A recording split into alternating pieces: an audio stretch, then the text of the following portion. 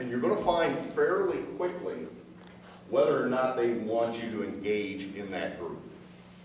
You will know fairly quickly whether or not they're just kind of humoring you and kind of wish you would go back to where you were, if they're going to embrace you and let you spend time with that group. Okay? So we're at the party, we've got there, we found someone we want to talk to, we've made our opening remarks. How do you close the sale? How do you close the sale and get that date? Now we're assuming, of course, that your conversation has gone well, you have found mutual points of interest, and it does seem like if you ask that person out, they're going to say yes. You know, we're not saying you're going for a long shot that is never going to happen. Ask them what they're doing tomorrow night. Or about 30 minutes.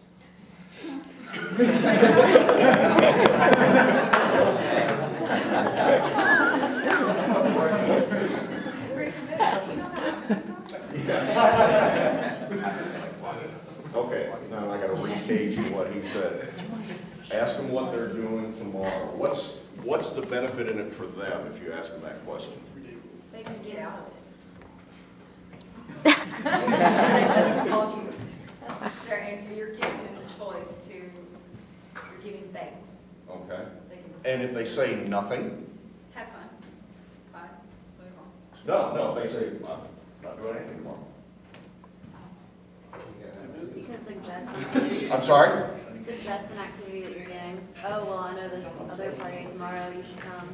Okay, she said suggest an activity, another party. What would be even more effective if you have been listening and really finding out about that person? Something that they're interested in. Suggest doing something they're interested in. It's all, networking is not about you. It's not about the value that you're receiving, it's the value you're giving. And that's one of the key points to remember when you start out networking. You're not going in there to get a job.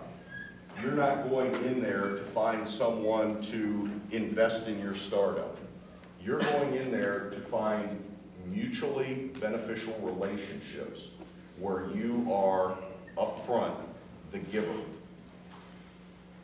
If you go into networking with that in mind, you'll have a fairly easy time of it. Okay, I think we've beat the party example to death, so we'll move on from that.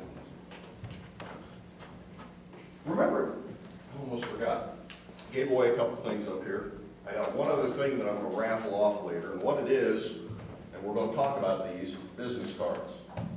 This box is worth 500 free business cards. Very easy way to get it, and it's totally up to you. If you decide not to participate, I'm good with that, but always spice it up. What I pass around, like most speakers, like most presenters, I have a monthly email newsletter called Highlighting High Performance, where I talk about team building, leadership, communication skills, and the values of accountability, respect, and commitment. Comes out first Monday of every month. If you would like to be on that list and get that email, sign one of these clipboards as they come around, and then what we're going to do at the end, I'll collect them up, and one of the names on here will win that 500 free business cards. And again, if you opt not to, I am totally good with that. I'm not here to sell you anything. Remembering names. Trying to find where to go. You don't remember? What did I tell you guys when I first got here? You're probably going to forget everybody's name. I'm probably going to forget everybody's name. I am probably the worst person to ask the best way to remember names. So let's ask the crowd. How do you all remember names? Associate the person you know with some, their name with somebody you know already. Okay. Let's make association between the name and someone you know. Okay. Try to say it multiple times throughout the conversation. Does that work for you? Okay. And I try that as well. Saying the name multiple times during the conversation. For instance, when you're introduced, Doug, this is Jason. Jason, nice to meet you. Jason, what do you do? That sometimes works for me, sometimes not. I try to associate them with something interesting that they've said about themselves or something that they do. Okay. Associating the name with something that person does. Any other? Yep.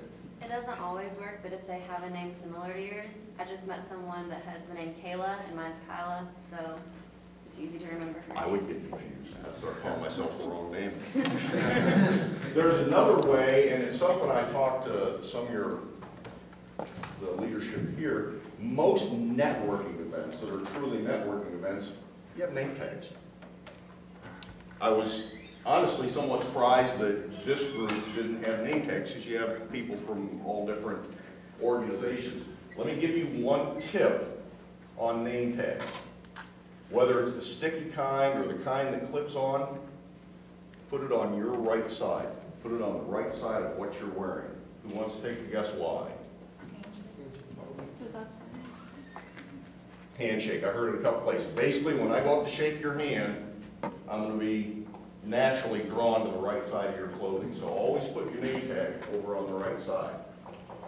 And of course, the other way to remember somebody's name is the business card. Is the business card. Business cards are an interesting thing. How many of you have business cards already? Just personal business cards. Excellent. You should all have them. Excuse me. Even in this day and age, they serve a purpose. There's a website, by the way, that you can get charitable business cards for free. Would that be Vistaprint? If you do it, I'll slap you. You know what's on the back of every one of those free Vistaprint cards? Vistaprint. But you can get $3 or $4. You've already lowered your value in the eyes of potential employer, potential investor, whoever. You have already lowered your value by using one of those cards. You're better to get the kind you do on a laser printer that have micro edges and just there's, you know, if you rub them on your hand, you get rid of even the light perforation field. Better to do that than to get the advertising supported business cards. Serious about that. Front should be very clean. You all aren't in business already. Should be very clean, basic information. I'm assuming you all have professional email addresses. Okay, you don't have like, and I'm not talking an EKU address. A Gmail address for young out of college student is okay, as long as it's not like hotdaddy6@gmail.com. You know, something professional that you would feel good handing to a potential employer.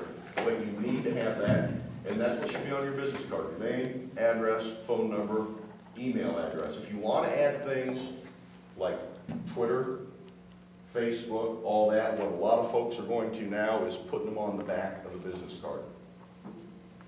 Using that backspace for all your social. Now you go cover that this